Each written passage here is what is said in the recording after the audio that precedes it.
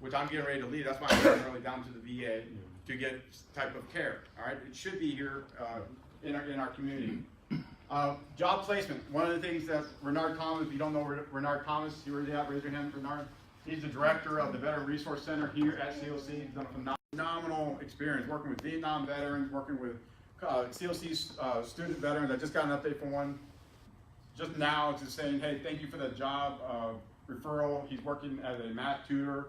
I have another veteran that got a job at Eternal Valley. We worked with Michael the other day, a little while ago, myself and where's Lori? Where you at? Right here.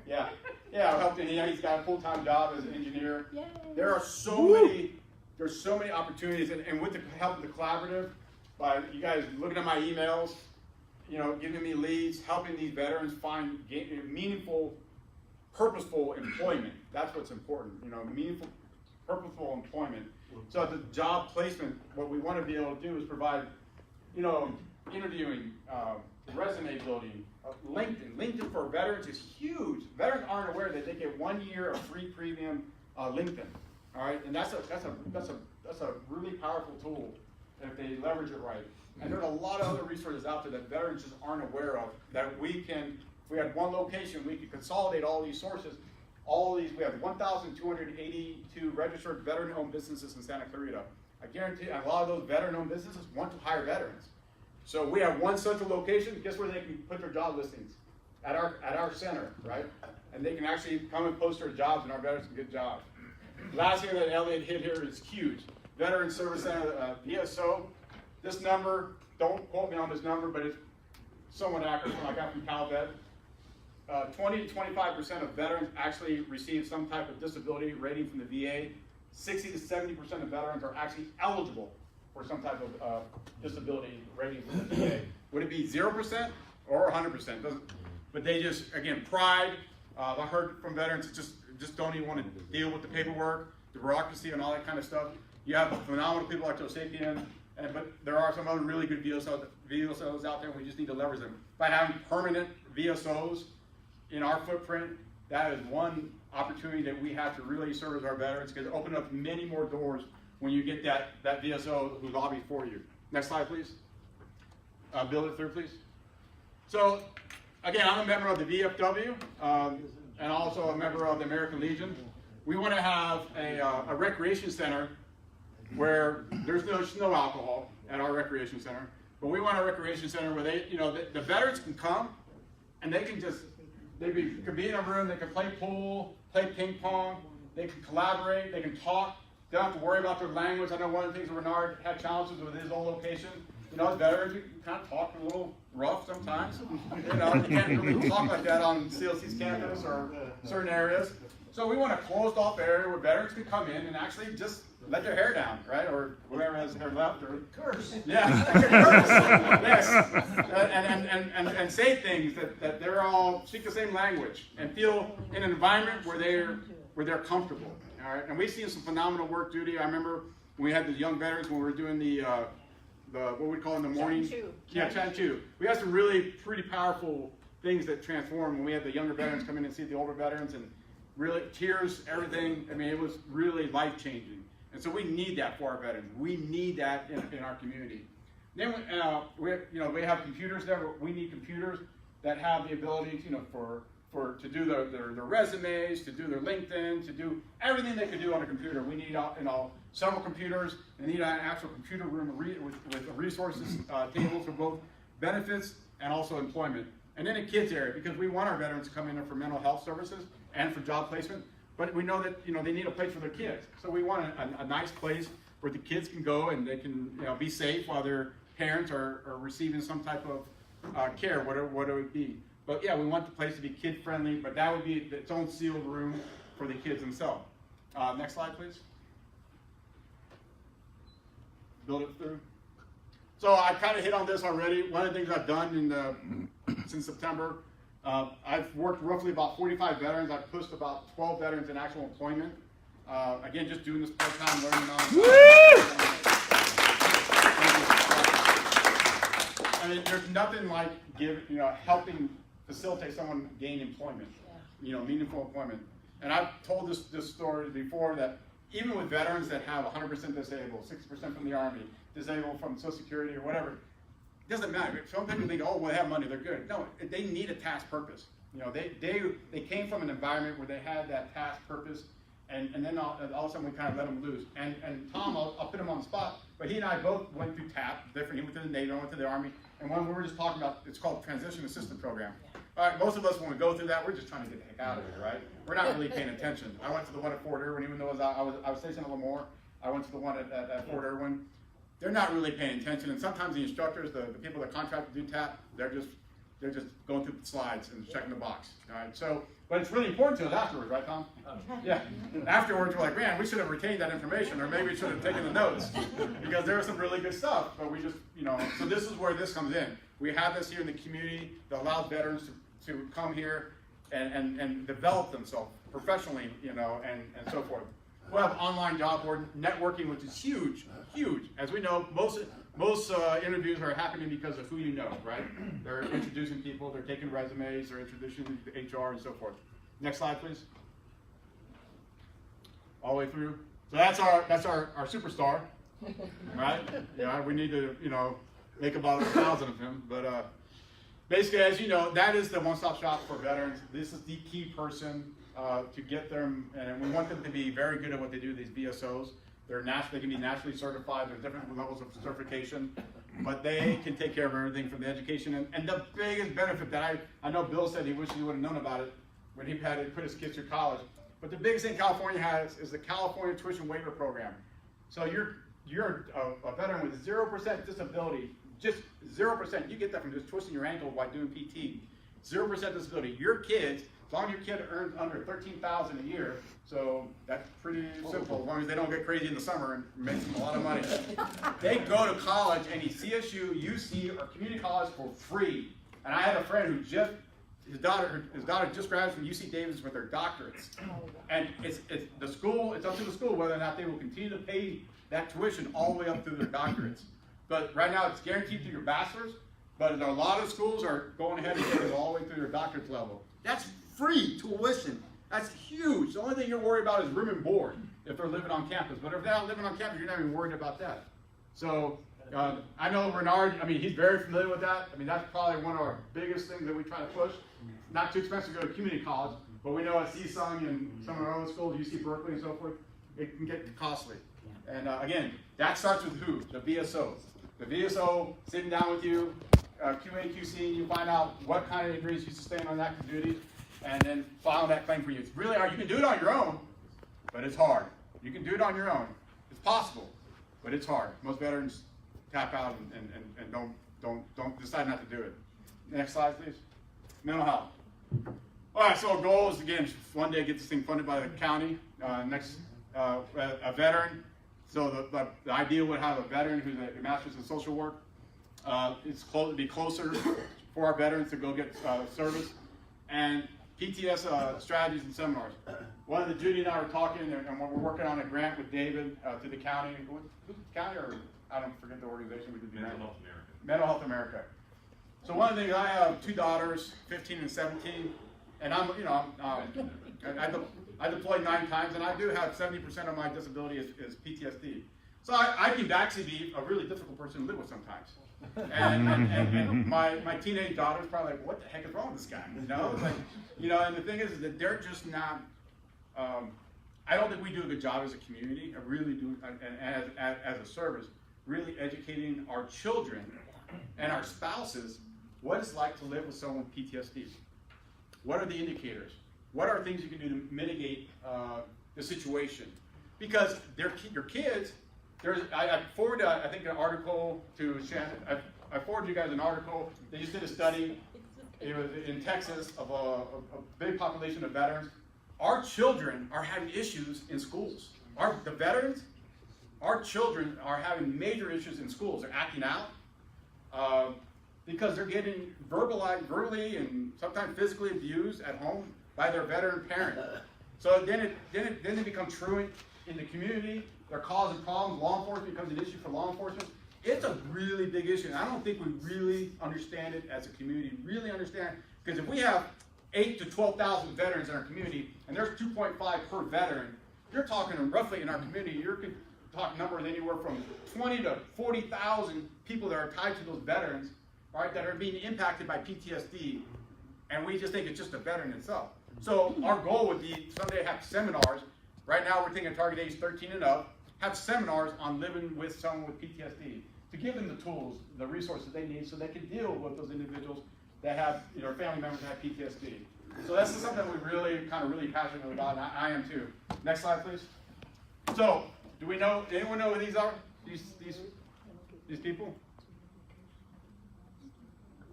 Yeah, I know. All right. So it's the borderline bar and grill victims. All right. Next slide, please. Let's talk about this. I know it's hard to see that, but it's community. It's our community. This is a Ventura. All right. So this was a young man who enlisted in the Marines, right out of high school. All right. He had issues before he went in the Marines. He did have issues before he went in the Marines. He got an honorable discharge, 7-month deployment to Afghanistan. When he got out of the military, he got divorced. There was no diagnosis for him for any type of PTSD because, you know what? He was not enrolled in VA healthcare. All right? He was not enrolled in VA healthcare. So that's something that, again, having a resource center in the community, the more education, the more collaboration, the more with that young man that came in our chat and chew, that next day he got himself enrolled in VA healthcare. Every veteran can go down and just get themselves enrolled. Is that correct? Yes? I'm looking at my VA expert over there. Yeah. Yes. Yes. Now, every veteran can at least get enrolled in VA healthcare, correct? Yeah. Yes. Right. So he wasn't even enrolled. So that right there's one opportunity we missed as a community, right? We missed as a community. Get this young man down there enrolled in VA healthcare. All right? Then, of course, he was never even seen by the DSO. He had no type of disability rating or whatever, because he was not even enrolled in the system. All right? So no one's really aware of this. Then you have, I think it was a neighbor or coach said that, no, it was the Burke, I think, served with him. He's a pastor now. He was a former Marine with him. Said that he knew that this guy was feeling loneliness and isolation. Again, they had a community veteran center. It could have addressed this, right? By coming to a veteran community center, he had the opportunity to meet Bill Reynolds, right? Albert, Dennis, other veterans, right? This person who is troubled had the other opportunity maybe to meet other veterans. And the other veterans could just relate with him, right? And just talk to him and just understand what's going on, dude.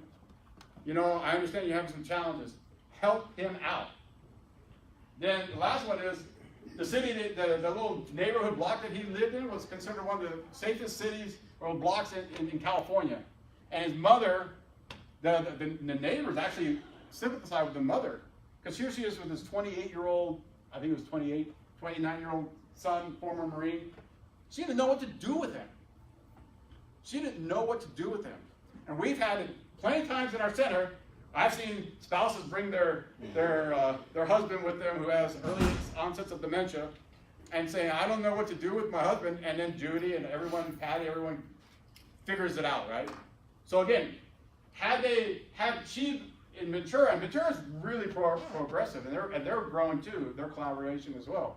Again, by having a community, really robust veteran center, I'm not saying that this wasn't, I'm not saying that this would have prevented it, by no means, but it could have mitigated it by us embracing and understanding the impact is not just on the physical veterans, it's in the community. It's a community issue.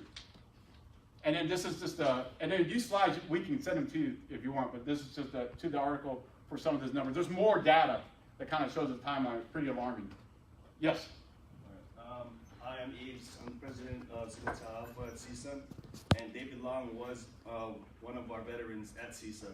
He graduated from there, and I wanted to just take the responsibility on myself because we did try to provide him resources. However, he was just reluctant doing that, so I put it upon myself to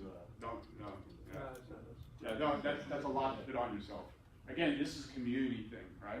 So you got to think. What I really feel for is his mom, right? And his mom, was kind of lost what to do. But please don't put this on you. at all. We could have done a better job, that's all I was trying to say. It's understandable, yeah. You do the best you Yeah, can. do the best you can. It's everybody, it's not Yeah, just you, it's right. a lot. That's the whole point, it's community, right? You host it all Yeah. that you can. But thank you for, yeah. Next slide, please. Oh, I just want to say something. go ahead, Bill. When I get a chance, I'd like to talk about the veterans pages and the veterans center. Okay. If it's all right. What did he say? He just wanted to say one thing after I finished. I'm almost done. Financials, okay. Next, wants to talk about just the build it page. through, please. So how we see this, you you know, speak again, it's a lofty goal. You know, the goal, you know, between the county, the state, maybe some federal dollars, maybe our community. Well, yes, our community, with the help of the collaboration here.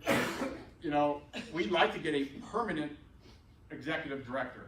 All right, and the salaries we put up there, those are just swag. We're just throwing them up there, just to kind of idea. Maybe a full-time admin person, and then your full-time. This would be this person. I don't know if they exist, but well, actually Dave Rosen has all those skills. But this person is like a public relations, good at writing, social media, website type of person. Those three key people that would be funded through the collaborative. On top of if we got support from the county, you know, with a VSO, mental health services specialist, and a veteran, like a job placement specialist. So those would be funded by the county or state, whoever. We would try to fund these three positions through, you know, getting funds through the county and the city and so forth, and then through private donations. But I really believe in my heart, if we use our network, and David will share with you a presentation he did on social media, and it's a little bit longer for this type of forum right now. But the power of social media, the power of, I've sent everyone out an email with our donation flyer. You know, we know that Judy and Elliot have been funding this, you know, for the last 4 years with the help of other people in this room. But we really need people to start stepping up. We really need to make this a reality. And then my next step is to get this in front of the city council, and maybe, you know, so we can really try to get the ball rolling. And with our elected officials, one thing I really want to strive as an organization, and we've talked about it a little bit with Elliot, is that we're nonpartisan. We're all about the veteran. That's all we really care about is the veteran and their family members. All right, we love our politicians. We love them all. But we want and only care about is the veteran. That's our only mission in life, is the veteran, taking care of the veteran. And we want people to embrace us, but understand that we really just, all we want to do is serve our veterans. So next slide. And this is how you can help next. So if you have ideas for grants, if you have a good grant writer, someone that maybe we can hire part-time, if there's an opportunity for donations, please get the money to us. Fundraising initiatives. If you have ideas for fundraising, please. I know they were asked before, but if you have some really good ideas for fundraising, we're open to them. Whatever we can do to help raise money for the collaborative. You see, one of the things that sometimes we all donate. I donate money, a lot of money to different organizations. But one of the things I love about our organization, you can actually see your money at work. You actually go down to the center, see the food pantry. You can see, you know, veterans coming in and getting services. You can actually see where your money's going. And that's why I think it's pretty cool with our center. It's actually not just being wasted. You know, it's being utilized to help people in our community. Next slide. And that's it. All right. So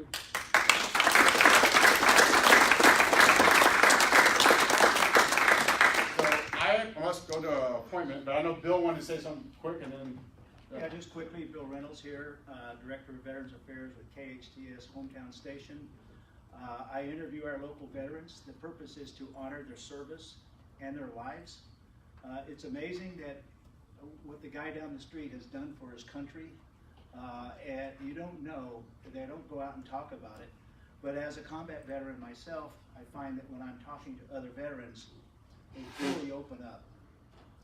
And it's just a real charge for me to interview our local veterans. I've interviewed probably almost every veteran in this room. I got to know David through that, and I got to know Mike Garcia that way, and Lee Schulman, etc., Dennis, you name it. And all of these stories that I've written over the last 3 years are posted on the Veterans Center's wall.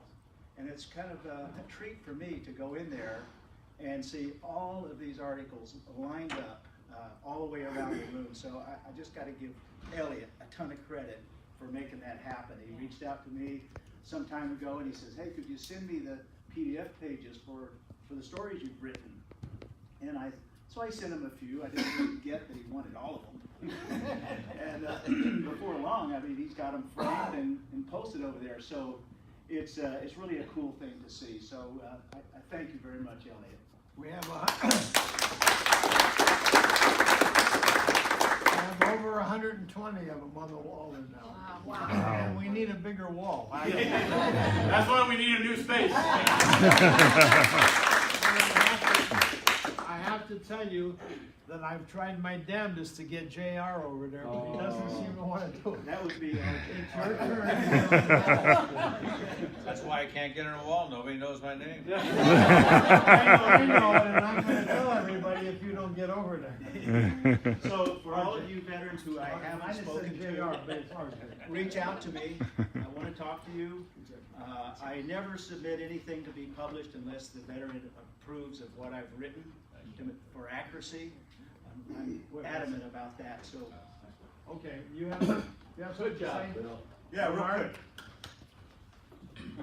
There are many things that made David's work at the college special, but one of the things I wanted to mention that made his work so special is that when he sat down with the veteran, he listened to them and he cared. He cared. And not only did he care in his words, but he cared in his action. He listened to them, and in some cases he'd give them hope where they had given up and they didn't see purpose for their lives. In other cases he'd give them direction, and then he developed a relationship and a connection. And I deal with a lot of different groups and a lot of different organizations. There are a lot of services out there for veterans. There are very few services that can make that connection. The veterans that David starts working with, they correspond with him all the time. Very few organizations are able to do that because they don't establish that relationship. And that's what made him so effective. And even if they didn't get a job, they developed some of the skills that they needed to move forward in life. That maybe they didn't get a job today, but they'll use those skills to get a job tomorrow, but they're believing in themselves. He's helped them reestablish confidence. So thank you. I have to go, but I'm just going to leave my cards. If anyone wants my card, please reach out to me. Is that a credit card or is that? We have some Thank more you. of his cards at the vet center too. All right. Along with what David was talking about, I have it further down my list, but Judy's been working with Jim Zinner, who she knows from USC, and he's now the head of the county mental health or something like Some that. kind of a new, And they are putting, I've got a box full. They're putting together 5 different locations in this county here where they will be funding and distributing mental health initiatives and so on and so forth. And Judy's working with him to either get one of them or a substation and hopefully some funding. And you probably all know, those of you who don't know Judy, she's been an LCSW for over 30 years, and she handles all this stuff pro bono. She supervises right now at the College of the Canyons, and she's going to be doing the supervising at the Veterans Center. And for those of you who don't know, they just interviewed her for the Elite magazine, so she may be on the cover next year.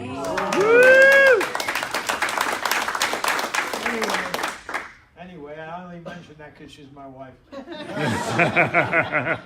Smart. All right, let me tell you briefly some of the other things that are happening so we can get moving along.